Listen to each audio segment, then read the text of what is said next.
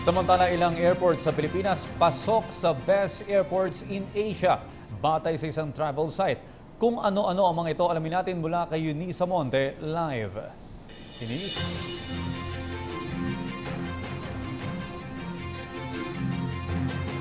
Audrey, isang good news at bad news. Panglima, ang Ninoy Aquino International Airport sa worst airport sa buong Asia. Ngunit tinanghal naman ng Iloilo International Airport bilang top 12 best airport sa buong Asia. Yan ay ayon sa isang international survey ngayong taong 2016. Kinilala naman ito ng CAAP o ng Civil Aviation Authority of the Philippines, lalo pat naunahan ng Iloilo Airport ang mga kilalang airports sa India, Thailand, Indonesia at Japan. Sa katunayan, pasok rin ang Davao International Airport sa best airport in Asia, kabilang nga dyan ay pang number 26 ito.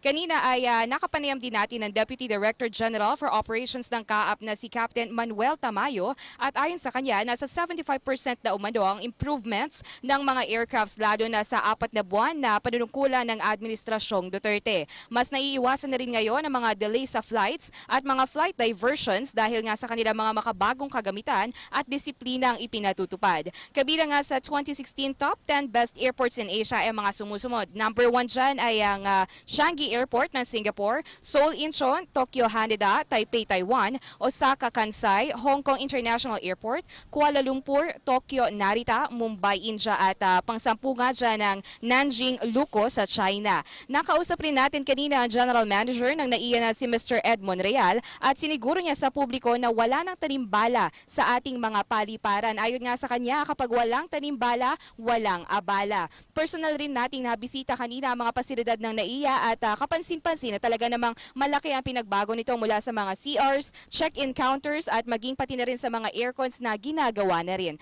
Samantala, may paalala naman sila sa ating mga kababayan na papaalis ng bansa. Ipinagbabawal na po ang paggamit ng Samsung Galaxy Note 7 lalo na sa loob ng eroplano dahil sa posibilidad na pag-iinit nito at pagsabog kapag nakacharge. Samantala, Audrey, mayroon na ring 4 na canceled flight dahil nga sa paghahanda sa Bagyong Lawin. At kabilang nga dyan ang mga flights papuntang Tugigaraw, Basco at Lawag.